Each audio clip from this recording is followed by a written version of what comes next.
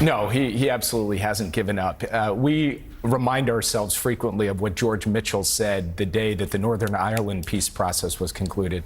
He said these kinds of negotiations are 700 days of failure and 1 day of success. So there have been difficulties and setbacks. We've had challenges getting the prime minister across the line. We've had challenges getting Hamas's leader, Sinwar, across the line.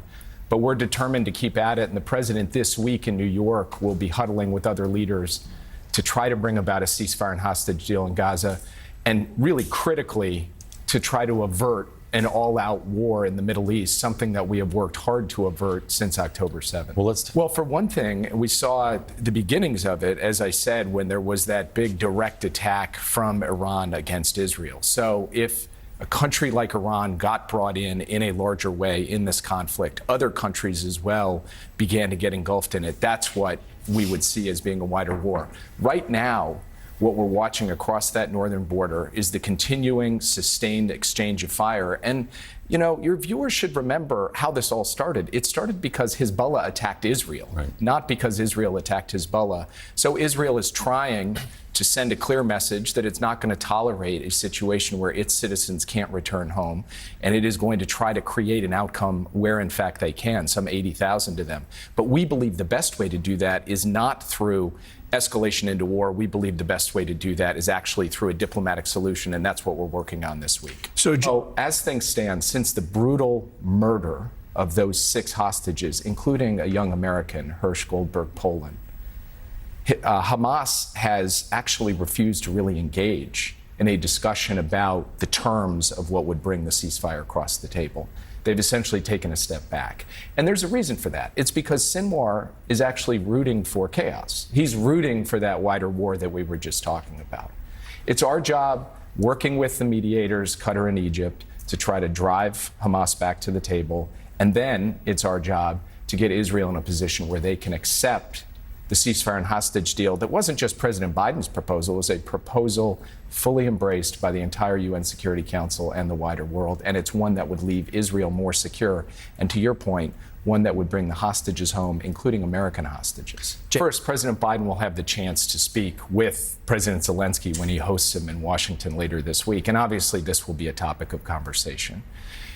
What our Defense Department has pointed out with respect to long-range strike is that there are many different capabilities that we have to put on the table in order for Ukraine to be able to achieve its goal, which is to win a just and sustainable peace. And we are going to work through all of that with the Ukrainians. And in the meantime, I would just like to remind viewers, the United States has mobilized a massive amount of military equipment and capability to help Ukraine thwart Vladimir Putin's fundamental ambition, which was to wipe Ukraine off the map. Today, Ukraine stands as a free and proud nation, and we are very proud of the United States' role in that.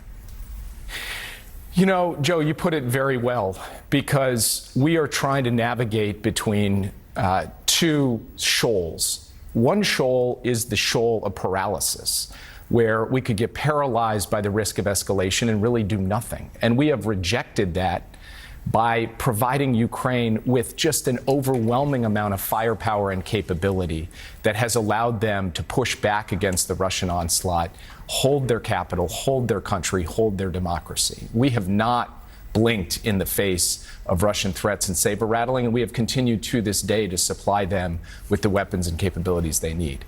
The other shoal is just entirely ignoring the risk of escalation. And it's easy to do that on opinion pages or on television, but it's not easy to do that when you sit in a situation room and the intelligence community tells you there is a risk that this could, in fact, escalate into a direct conflict.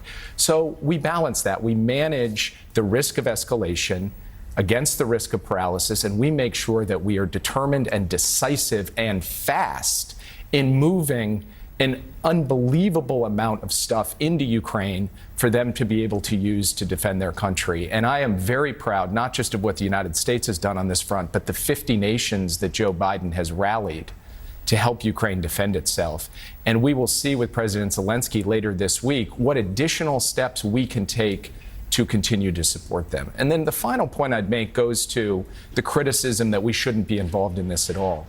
You guys have been tireless advocates for the basic proposition that when there is an aggressor in the heart of Europe, the United States and its allies must stand up. Because if we don't, the consequences are that that aggressor keeps going, and ultimately the United States gets directly involved in a war. Let's not forget that we are helping Ukraine hold the line against Russia without putting U.S. forces on the ground and in the breach, causing casualties to them. That is an important factor for the President of the United States as well.